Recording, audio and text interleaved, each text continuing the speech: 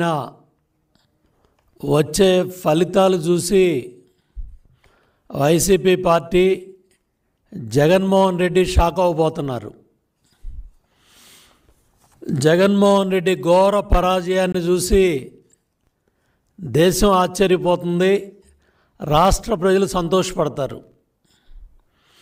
5 ఏళ్ల దౌర్జన్యాలు, 5 ఏళ్ల అరాచకాలు, మీ అవినీతి పరిపాలన, మీ లంచగొండి పరిపాలన, మీ దుర్మార్గమైన పరిపాలన చూసి దేశ విదేశాల నుంచి, పక్క రాష్ట్రాల నుంచి లక్షలాది మంది తరలి వచ్చి గ్రామాలు గంటల కొద్దీ మండు టెండలో 3-4 గంటలు నిలబడి క్యూ లైన్లో నిలబడి బయట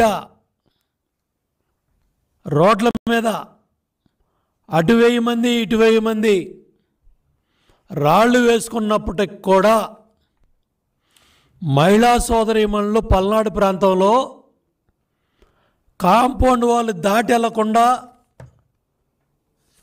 నిలబడి ఓటేసి ఈ ప్రభుత్వానికి ఘోర పరాజయాన్ని చూపించబోతున్నారు. దేనికింత మిడిసిపాటు జగన్ రెడ్డి? 5 ఏళ్ళు ఏం చేసి ఏం ఉద్ధరించావని నువ్వు మళ్ళీ అధికారంలోకి వస్తావనే కల్లో కంటా ఉన్నావు. నీ భ్రమలన్నీ కూడా జూన్ 4వ తేదీన తొలగిపోతున్నాయి. కౌంటింగ్ ఏజెంట్లు నిలబెట్టుకునే కార్యక్రమంలో భాగంగా జగన్ రెడ్డి శాసనసభ్యులు, పార్లమెంటు సభ్యులు పోటీ చేసిన అభ్యర్థులు పార్టీ నాయకులతో మాట్లాడే ధైర్యం లేక అపధర్మ ముఖ్యమంత్రి political consultancy agency I-PAC team సభ్యులతో జబ్బలు దరుచుకుంటా ఉన్నాడు, గప్పాలు కొడతా ఉన్నాడు.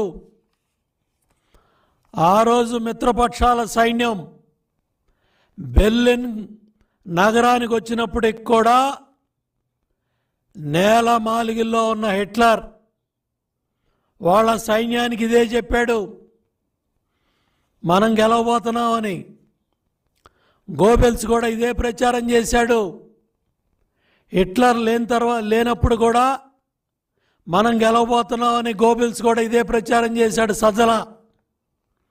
అట్లాగే ఏం ఉద్ధరించావని నీకు ఎంపీ సీట్లు వస్తాయి. ఇవాళ వైనాట్ పులివెందుల అని ప్రజలు అడుగుతున్నారు. కడప జిల్లాలో కడప ఎంపీ కూడా గెలవబోతున్నామనే సమాచారాలు బయటకు వస్తూ ఉన్నాయి. ఇటువంటి పరిస్థితుల్లో